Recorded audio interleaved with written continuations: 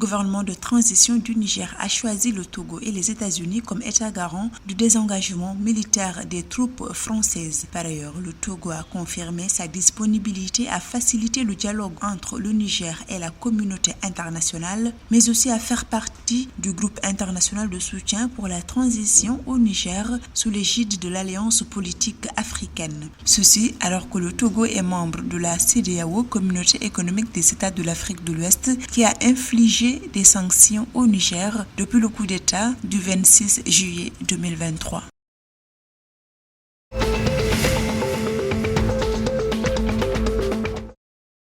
L'État de Guinée-Bissau a levé le 3 novembre 2023 la somme de 9,767 milliards de francs CFA sur le marché financier de l'Union monétaire ouest-africaine. Ceci au terme d'une émission simultanée d'adjudication de bons assimilables du Trésor. Le montant mis en adjudication par l'émetteur s'est levé à 10,5 milliards de francs CFA, ce qui donne un taux de couverture du montant mis en adjudication de 93,2%. Ces fonds levés permettront à l'État bissau-guinéen de couvrir les besoins de financement de son budget.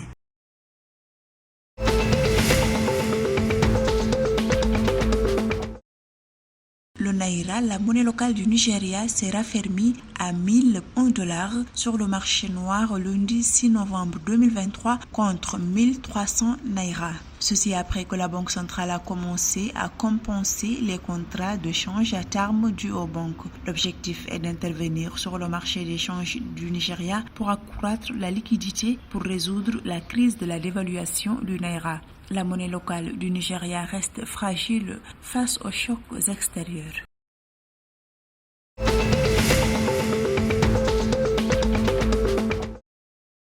La Côte d'Ivoire veut exploiter ses énormes potentialités pour garantir sa souveraineté alimentaire. Cette volonté d'être autosuffisante en vivrier se traduit par des politiques agricoles fortes basées sur la mise en place de plusieurs programmes d'appui à la sécurité nutritionnelle et alimentaire, des programmes d'investissement agricole, la création d'agropôles, entre autres. En outre, le gouvernement ivoirien indique qu'en 2022, les cultures céréalières ont progressé de 3,5% en Côte d'Ivoire, les tubercules et bananes plantains de 4,8% par rapport à 2021.